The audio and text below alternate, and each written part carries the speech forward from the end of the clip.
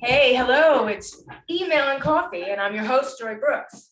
Today, I'm talking with Najma Salam, and we're going to be talking about storytelling in email. Now, Naj is quite a woman in her own right. Tell us a little bit about yourself.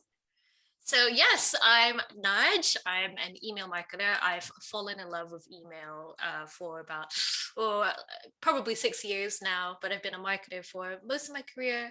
Um, yeah, so today we'll be talking about storytelling. People seem to think of emails as a really annoying thing that you get in your inbox. And I'm here to say, no, we can get beyond that. So really excited to get into it. Yeah, storytelling is like the big thing in content. So everybody's like, oh, tell a story. Tell a Yeah. story when you're selling cold emails. Tell a story when you're selling newsletters. Tell us. So the problem, however, or the challenge for most people, Mhm. um, is what's a storyteller? Like what is it? I don't know. I don't get it. Am I supposed to be talking about pickleball when I'm selling, shoes? What is it? So tell us a little bit about the mindset, how you get yourself like into that thought process for Mhm. brands. Well, the thing is, marketing nowadays is such a tricky field to be in, right? It's not like the old days where you could just put something in a newspaper and people would just immediately buy it. We have to navigate all sorts of obstacles. People are getting bombarded with messaging all the time. Even you might even find that when talking to your friends, you don't know whether to reply to them on Twitter or on Instagram. Is it on iMessage or is it on WhatsApp? And it's the same for marketing now. We don't know whether we're going to be able to cut through all of the advertising you're seeing on YouTube and Google and just about everything, your smart TVs, your watch even. I've got an Apple Watch. So I think that's really why I wanted to talk about storytelling, because people need to connect to something more than a discount or a sale. You can't just you could go to Amazon today. You could get the cheapest pair of shoes if you really wanted to, and that's functional. It's very utilitarian. But if you wanted to try and get across to people, and you need to tell a story about yourself and the product and your brand. So to get into that mindset, I think it's about being authentic and also being quite pragmatic as well, because not everyone is able to tell his story. If you're from a gas company, it's a little bit harder than if you're selling apparel, right? So I think let's get down to basics of what telling a story is. I think if you so I studied communications, and I actually studied film. And what you might notice about every great film is that it has heart and it has soul. And I think good marketing is about talking to people and about having that heart and soul. Truly, I think if you want to be a good marketer, you have to be a good human. That means, letting your mind wander, being a person, trying to experience things as a human does. So, yes, so storytelling, I think, is about connecting from human to human. Being able to inject that humanity into your messaging. It's no longer about buy this, buy now, buy yesterday. It's about, listen, we know you have lots of decisions to make during a day, and we're going to make it really easy for you. So purchase this thing. It's going to make your life better. It's going to make us happy. That's where I see a lot of marketing is going now. It does make sense. You just basically Mhm. try to align your brand with the um, the reason for the service, the reason for the product in the first place. So it's not just a pair of shoes, it's a pair of sneakers, or it's or Yeah. it's maybe nightwear, or it's Yeah. maybe pajamas, whatever it is. There's a Yes. reason for it. Yeah. It doesn't necessarily have to be the fear of missing out kind of a concept, but it No. but it can be that that connection that you make, and if there is a sale, then Mhm. basically, we're we're selling this on discount. Hey, this is a great product. Yeah. It's on discount now. You get that message across in some sort of a quick and dirty story. Hmm. People are not stupid. No. They can read between the lines. So if you're entertaining them while they're reading between the lines, it's a good thing. You could talk about so many, even though it's gas or Hmm. or it's plastics, um, there is a little story to Of be course. told about the marketplace. Hmm. And salespeople normally do that. Hmm. A good salesman always has that story Yeah. Yeah. because they're used to it and they realize I need to connect with this customer face to face. So I'm going to have to show them that I'm a human being, that I'm not just here selling them a car that they don't need. I'm finding out about them, I'm connecting with them. Yeah, so when you start building that email out Hmm. and you put yourself in story mode, Yeah. and it may be difficult, but Yeah. short, sweet. I mean, it it's not, it may not be the way the team thinks an email should be, but if you start putting yourself in story mode, perhaps you could start with an image. Yes. Well, this is it. I think to take it a step back, if you're finding it difficult to tell a story, it might be that your actual brand is not strong enough to begin with. So, I think it's really important to have that foundation to be able to build upon. So, some brands have it easier than others. I think Coca-Cola have a long and storied, brand of having a good time. You have a Coke with your friends and things like that. Apple have this incredible strong inspiration, creative discovery type of situation. It's about being innovative and being able to do the things you want to do. So I think take it a step back and have a good long hard look at the brand. What have you got to work with? Pick out keywords, right? Is it oh, our brand's inspirational, or our brand is very educational, our brand wants to support people.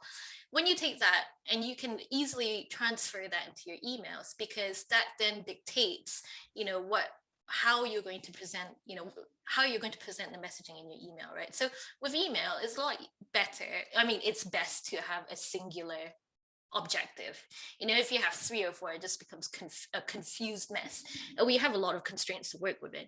Our Gmail handily just cuts the messaging off past a certain point, so thank you for that. But it's best to concentrate on one message. So you have, say, a sale that you want to put out, or say you want to update people about a product. Okay, so that's the message. But the storytelling is the frame that it encapsulates that message, right? I think. So I'm going to bring things back to film and TV quite a lot, because that's just where my loves are. But you'll notice that when you watch a film, it's not about the dialogue. If a film was just about the dialogue, it'd be really boring, and you might as well just be, just reading, and you can let your imagination do it for you. But a film, the storytelling is a lot about the way things are presented, the music that's swelling in the background, the colors and everything like that. And I like to think about emails like that. If it was just about the copy, it'd be like, job done. But I think storytelling in emails can bring in things like color, can bring in things like the tone that you talk to people in. It can, be about even the time of day if you're really clever as well. Sometimes things can go out past the watershed, and they can be, a little bit more risque. So that's what I'm talking about when I'm talking about storytelling. Have a think about the brand and think about how you want to present the message. So it could be short and sweet, very utilitarian. We both know what we're here for. Here's a message, let's go. Or it could be, look, I want to tell you this incredible story about this new product we've launched and its history and how we came about building it. So yes, so that's how you get into storytelling mode. I think it's thinking about how you want to present it. I often will look at the image that I'm going to use, or sometimes think of a subject line, go for an image. Sometimes I'm using reviews at the bottom, and I'll pick a word out of the review and I'll look for an image that looks like that, and then I'll go for the subject line. So I try to pull little pieces together when I don't necessarily have the story to start with. And my story may be 3 sentences. My story may be a paragraph. My story may just be the review. But I'm trying to pull the pieces together so that, let's not say that everybody who's getting the email is going to put up a review and say, this was a great movie. they're going to look, perhaps they're gonna see the brand name, Mhm, might see the subject line, mhm, they'll open the email, mhm. they'll read it, they'll look at the picture, it will gel in their head. Yes. Because they're seeing an image and they're scanning words, and those words match the image, and perhaps you're making a connection. Mhm. And it's a subliminal connection that happened in maybe 5 seconds. If they're connecting with the brand, you've done it. Yeah. That's all you can expect to do. Now, hopefully they're in the conversion mode and they're gonna click through. Mhm. Um, you only hope for that, because that's more time. And, Yeah. you know, if the message, engaged with them at any level, they may come back to it. If they Yeah. don't have the time. And again, that's what you're hoping for. You're hoping Mhm. for that relationship. Mhm. The one that says, I'm not going to unsubscribe and I'm gonna wait for the next message Yeah. relationship. Yeah. Oh, absolutely. I think what good storytelling gives you is stickiness. So even if the person doesn't convert right now, if that cohesion really sticks with them, they'll come back, because they know, oh, you're the person to go to for shoes, and I really like that email, but I chose to ignore it because I hadn't been paid yet. So it's things like that's what storytelling really gives you, that cohesion and that, like I say, that stickiness.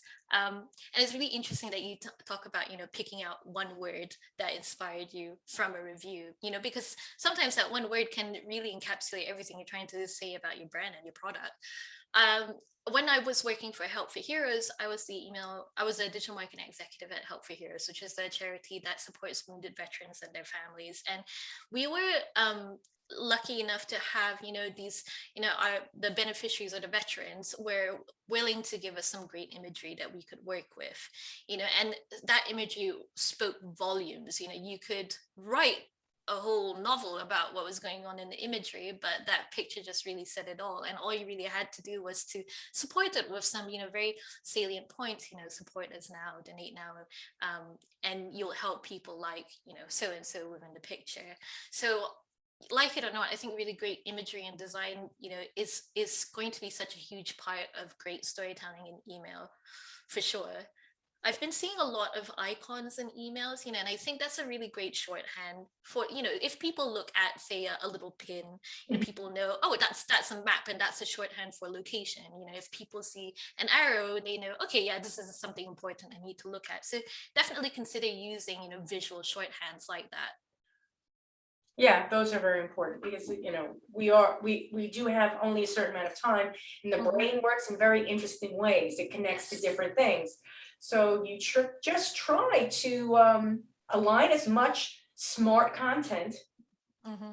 that connects in people's brains. Yes. Yes. It literally, it's breadcrumbs in the brain. It does connect. It's not like that type of reaction. It's No. just, oh, okay. Oh, and it can be any brand, it really can. It doesn't Mm. necessarily need to be a warm and fuzzy brand. It can be any brand at all. Oh, Uh, absolutely. Yeah. it just takes a while to get into that storytelling mode. Hmm. And Hmm. and once you get into that mode, you think to yourself, how many stories am I going to tell? I mean, at some point in time, isn't the story going to get old? I don't think so, because a story can evolve. And I mean, it doesn't need to be the same story, although it can be. Hmm. I mean, you could plot out and say, this is our brand, and we're going to tell a story about, how clothes are made. And this, we're going to have 6 emails that are going to all be about cotton, and we're going to tell you how cotton is made, and then we're going to tell you how it's dyed, and we're going to Yeah. tell you how it's sewn together and where it's sewn together and how. Yeah. I mean, you could tell lots of stories. Absolutely. So, how do you embrace multi campaigns Hmm. on a storytelling level? Well, I think it's most important that, above all of these little stories that you're telling in email, there is the one big story, which is the brand story. Yes, you're telling a really great story about the cotton, where it's sourced, and how it's farmed and all of that stuff. But that leads into the bigger story, which is you're an eco-friendly brand. You care about the environment, all of that stuff. So how can you how to embrace that? Well, I think the first thing is, if you're lucky enough to work with a content team, um, you know, It helps. yeah, it helps. It really helps. Like Helps. I've been in a position where I've had to do it all, and I've been in a position where I've been lucky enough to work with a separate content team. If you're working with a content team, bribe them. Be their best friend, and really work closely with them, because they'll be really well equipped to, tell you everything you need to know to help bring that story to life. And they'll do all the things like the copywriting and the imagery and all of that stuff. But if you're in a one-man band, get organized. That's all I can say. Again, film. What people don't see that goes behind the scenes on film production and TV production is the paperwork. There's so much paperwork. There's storyboarding. There's like there's shot lists. I would say think about being as organized as possible, planning in advance. Planning the marathon. Not the race. What story are you going to be telling 3 months from now? What story are you going to be telling 6 months from now? And for God's sake, plan for the holidays as well. Yeah, yeah. So when you have that planning in place, then you can work within the constraints of your time. Then you can say, okay, I know I'm going to do this in 9 months time, so I can start compiling things together to make a really great campaign later on. But for now, I know I don't have that much resource. I'm going to do something a little bit quick and dirty. It's going to be on brand, but it's not going to be as good as I want it to be. And then hopefully you will start buying yourself more time in future, so you can start working in advance. That's what I would say to people, because storytelling takes time. Email marketing is very much a long game. It's not like it's you don't get, like, I mean, unless you've done all of that, nurturing in advance, and okay, these people are absolutely going to buy this, which happens very rarely, or not without a lot of planning. You need to make sure that you are working to a longer schedule. You're not working to a 2-week social media, paid ad for like a sale, like a lightning sale most of the time. So yes, so what I would say is get planning, buy yourself time. If you're working with a content team, like I say, bribe them, chocolates, what have you. But yes, I think, as I've had to wear all of those hats at once, and that's the thing that I would say. In order to be creative, you need to be organized, which I know sounds really counterintuitive to what people think of creative people, but that's just the way it is. Well, the creative people are organized. It's just that they're organized in a little different fashion. Yes. Yeah. I mean, they're organized. Maybe they did their exercise in the morning, and they're doing their breathing exercises, and they're opening up the books that give them juice. They're organized in their own fashion. We may just think that they're cluttered, but they're not. There's continuity in email marketing. It's not a one-shot deal. I mean, if the campaign goes out, you shouldn't be saying, okay, the campaign went out, great, and you don't think about what's next. You should have an editorial calendar, or at least some sort of an outline that identifies this is what we're going to be doing. It may be cyclical, so you may repeat the cycles. You may hit the same audience every once in a while. Every once in a while, you go to the VIPers. You just don't say thank you very much, VIPers. You come up with some sort of a story over time. What are you thanking them for? What are they buying now? What have they done? Where are they going? What's their life like? Exactly. So, it's just a little bit of planning. It's not storytelling is not unusual. It's really not, oh, why didn't I think about it? You're actually storytelling, but you're not, you may not be considering it storytelling, and you may not be using the whole concept of the story. Once upon a time there was, in your head you're thinking, once upon a time there was plastic, and you literally do that in your head. Yeah. Put it in your head for the next 3 months, and tell some sort of maybe an specific industry story where plastic is applied. Maybe have a case study. Well, tell the story of the case study. Yeah. Well, bring it back to how it's going to benefit someone as well. We're very selfish creatures. We don't want to know unless it benefits us. So you're going to make the story so much more interesting if it's about making the subscriber the hero of the story. The You're thing not is, the you know, hero. the good old fashioned stories always had a moral at the Yeah. end. You know, you think about all the stories that you were read when you were a kid, Mhm. the ant and the grasshopper, and the end of the story was. So that's where you're going with this. You're going and you're telling a story, and hopefully the hero of the story is not necessarily your product, but Mhm. it's your customer with the Absolutely. product. Yeah. I win Yeah. type of a concept. Yeah. So yeah, you know, it's we're all doing it. We may not realize we're doing it, and we may be Yeah. fighting it. Mhm. And what we're saying here is don't fight it, surrender to it, and think about the concept and how it can work with you, how it can work with the CTA. So now you've told your little story, you're at the end, it may be 3 sentences, 4 sentences. Now you've got your CTA, and I mentioned the moral of the story is bam, hit that CTA. Mhm. But how do you in your process of thinking, I guess it's like a funnel coming Mhm. down to the CTA, how do you mold that story to the CTA? Give us some ideas about that. So, the classics are you would use something like buy now or shop now or read more. But I think if you had a really strong story to begin with, you can experiment within that. And if you're worried about, whether a CTA, like an alternate CTA is going to work or not, that's the beauty of email marketing. You can test it with a smaller audience and roll it out.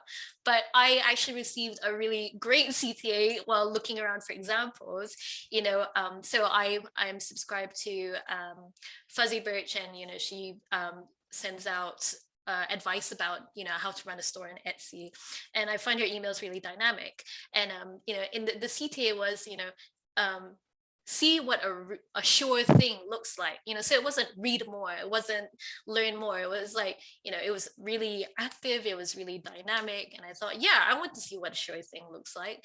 So have to think about how that gels with your story. So, for example, I work at an e-learning company, Excel with Business, and we sell online courses. And instead of doing buy now or shop now, so the other day we were selling a Microsoft bundle course. So in the CTA, I put something like, I want to be a Microsoft master instead of buy now, because it's just more fun, and it's about, highlighting the benefits of what buying this product will do. You get to be a Microsoft master. So yeah, have fun with the constraints of, that tiny little button, right? But try and challenge yourself to not just use buy now or shop now. Maybe it can be, tell me more, or yes please. That's a really fun one as well. So yeah, I mean, it's always about the tone, like we were saying before. It's not what you say, it's how you say it. So yeah. So if you're going for a really fun dynamic tone, have a fun and dynamic CTA. It's not going to be cohesive if you've told this really exciting story and suddenly it's just read more. It's you know you want something like tell me more, or I want to know what happens next, things like that. Yeah. It's, with fun brands, you can be fun, even with Mhm. conservative brands, you can, yes, ma'am, yes, sir, Yeah. It's you betcha. It can be any amount of things that you could, like you said, Mhm. test with. And Yeah. that's the beauty of the CTA, um, is the testing, and you could see what gives. Yeah. Yeah. We so I think the idea of storytelling has been so ingrained within me, not just because of my training, but because of my time at Help for Heroes. Charities are kind of a different creature altogether to the private sector. You give them money and you don't get anything back. So what can we give back? We can give back the power of the stories, how you're helping, making you the hero. And because we were a military charity, we were able to lean into the culture of the military. So, we were able to use words and terms that, military personnel would recognize. So have a think about that as well. Who are the people that you're talking to? Is there something really specific culturally that they would recognize and think, oh yeah, that you're speaking to me, you're one of us, So that's another thing to try and consider as well for your CTAs. Right, consider the demographic, and it may not pan out to be the demographic you necessarily think. So for example, you're selling men's clothes, and you're assuming men are buying them, but you may find on your list lots of women buying for their husbands. So you Yes. may have to change that tone. Yeah, for sure. That's really interesting that you brought that up. So I used to work at a gift company, and we often found that it was the women who were buying gifts for the men, in terms of like the men's gifts. So, we would often, try and write things around, hey, are you buying for him? What do you get for the man who has everything, So yeah, have a think about that as well. Certainly the data will drive your storytelling a lot. Yeah, it's difficult to necessarily see, email addresses, Mhm, if it's a woman or not, but mhm, if you do take a look at your sales, you could mhm. see the full names and you can surmise something. They may or may not be the person who's buying it, and she may be buying it for him and it's actually him buying in her name, but you can pull some threads together, and again, you test, you just see what works, Yeah. what resonates, what bounces, what sticks, what doesn't. For sure. I bought the so I've been trying to get into coding email because, like I said, I've been a marketer that wears several hats, and coding hasn't been something I've been able to get into so much because of the lack of time. So I'm really forcing myself to go through it. So I've bought the better email from Jason Rodriguez, and he wrote this really beautiful sentence which kind of stuck out to me for some reason. And he said, email is an iterative medium, which is so true, because every email you send out, hopefully you should be building on the last one that you sent out, whether the template's better, whether it's more streamlined, whether the storytelling is getting better. So, you know, it's about, building, testing, optimizing, and of course making sure that it's the best possible experience for the subscriber as well, because like I said, they are the hero of the story. I attended a conference some time back, um, and it was about storytelling, and this was specifically to do with charity and fundraising, but I think it affects marketing and email marketing quite a lot as well. And they were saying that if this was Star Wars, this subscriber is Luke Skywalker and you are Obi-Wan, because you are teaching them, you're holding their hand along the way to become the best Jedi they can possibly be. And if that means that they buy your shoes, that's fantastic. Yeah, I've often, you come from film, and I often say this to a lot of people. Imagine that you're the director, Mhm. and your characters are the men. Mhm. So you put your character center stage, and the light shines on the character, and you say, roll them. You don't have a million people walking around the character.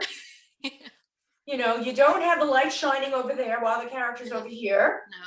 So, you don't have, the character wearing some clothes that don't match anything around them. Everything is perfect.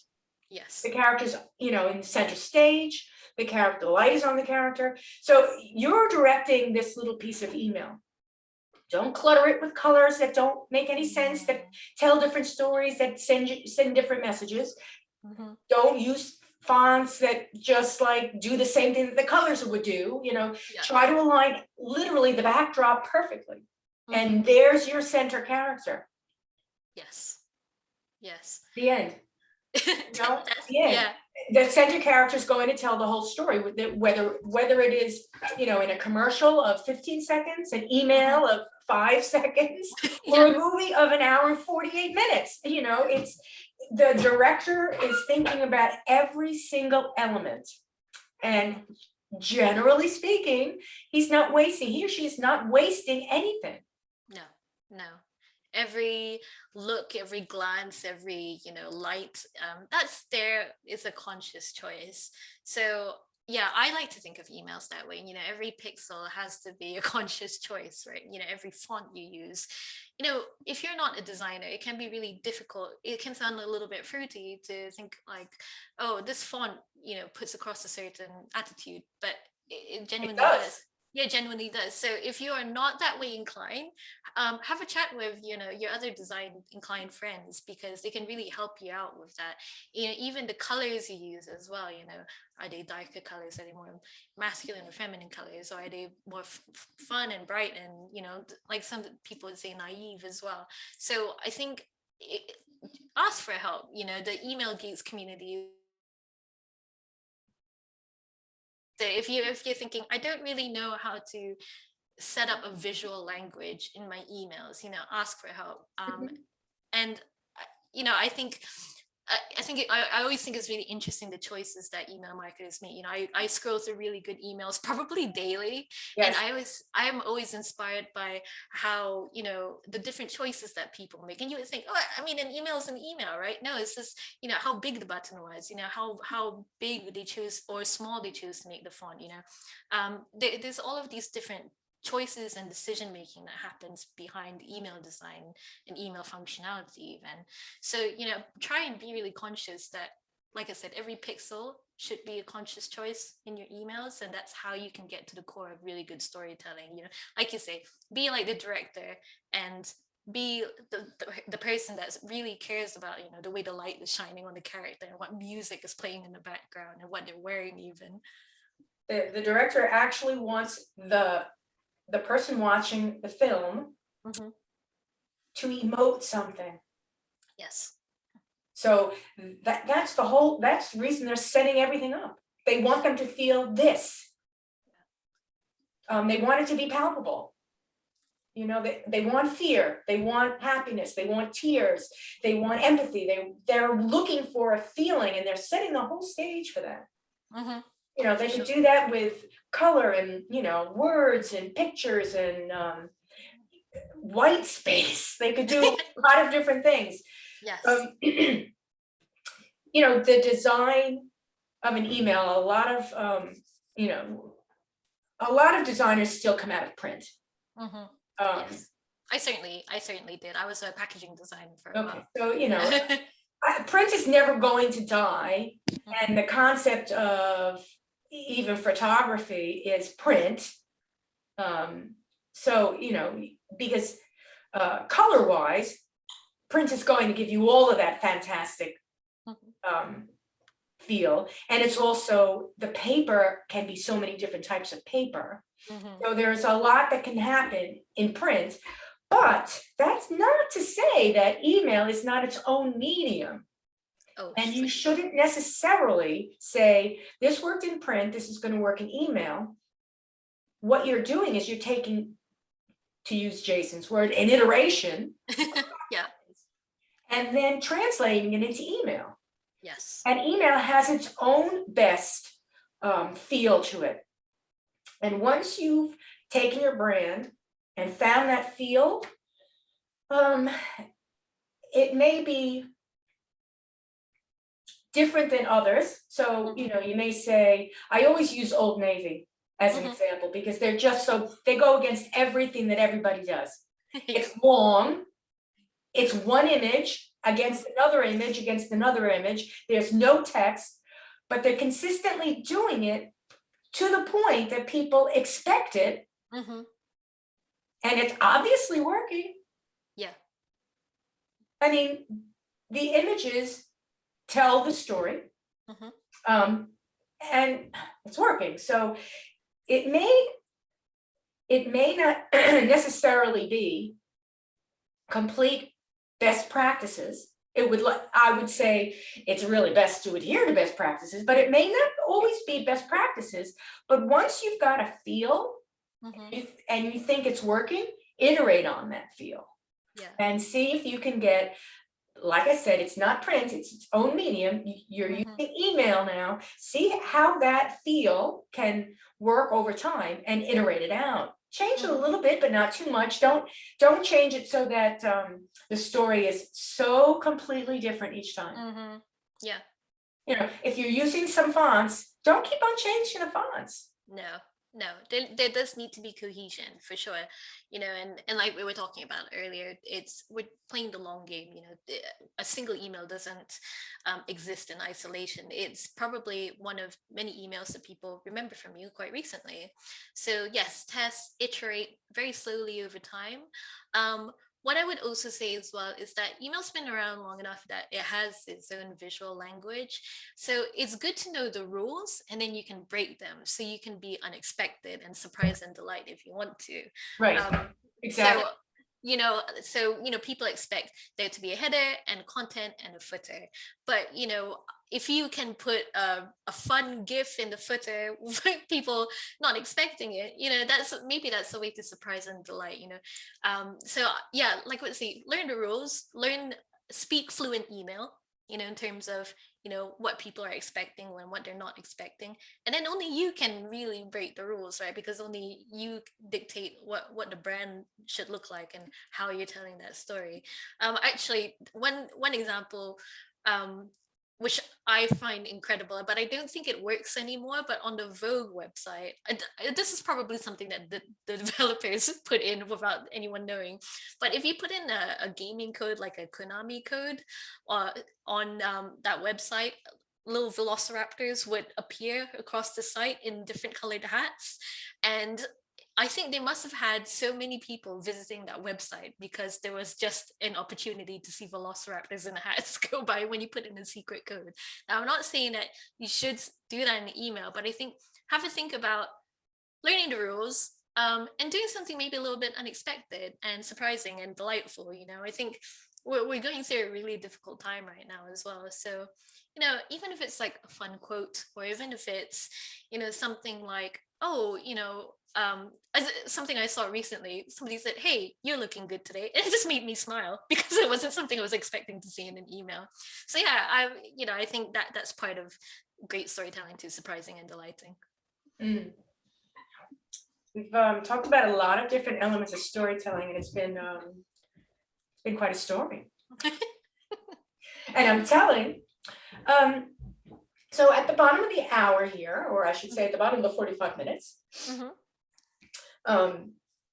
I'd like to share some information about yourself with our audience so that they might be able to find out a little bit more about you. So where can they find you on the web?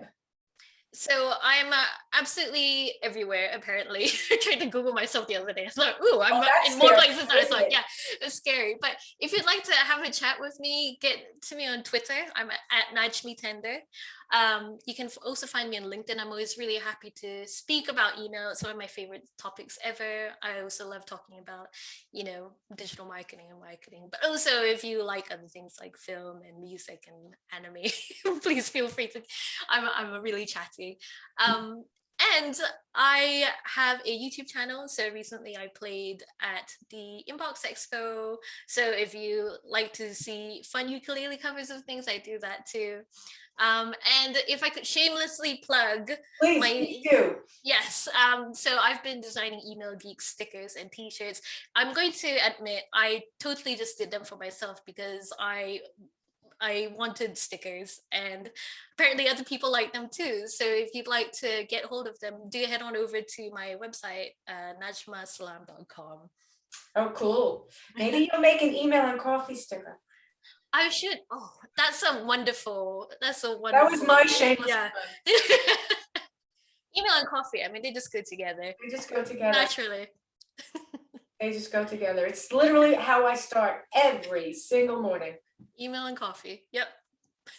So thanks so much, Naj, and it's been really great. And speaking of coffee, today, and you were also talking about veterans. So I drink Black Rifle coffee, which is a give back. They give back to veterans, and Wonderful. of course, with every coffee you drink. So I'm drinking coffee rounds, coffee saves rounds. They call the K-Cups rounds. Oh. So I'm drinking coffee saves. It's very good. What are you drinking today? So I'm drinking this wonderful blend. I've nearly finished it now, but I would fully recommend it to anyone. So I'm Singaporean, and coffee back home tastes different, and I didn't realize why. But I managed to find Singaporean coffee here in the UK, from Kopi House. .co.uk, I believe. But the reason why it's different is because the coffee beans are roasted in a wok with sugar, so it caramelizes and it has this wonderful chocolatey, naturally sweet flavor to it, and it's really strong as well. I really need a strong cup of coffee every morning, as you can imagine. So yes, do check them out. It's a wonderful brew. I'm gonna have to check them out. Yeah, and I would recommend having it with a smidgen of condensed milk, and it just, Oh, really, it's wonderful. I get that. My sister always did the condensed milk.